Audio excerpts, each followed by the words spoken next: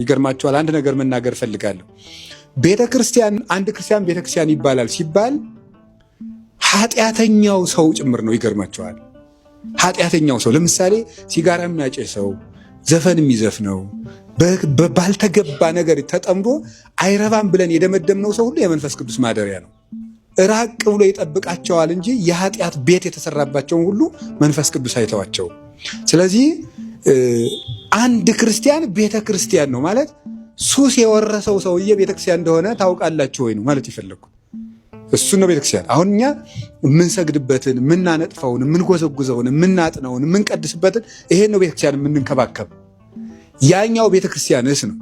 ያኛው ቤተክርስቲያን ላይ ትኩረት አጥተናል፣ ትተነዋል። እውነት ለመናገር ማለት የተተወው ቤተክርስቲያን ያ ነው።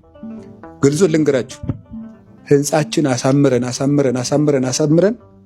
ነገ ህንጻችን ብቻ ተገትሮ ህዝብ ጥሎን ሂዶ ተወርሰን እንቀራለን። ይሄኛው ቤተክርስቲያን ተዘንግቷል።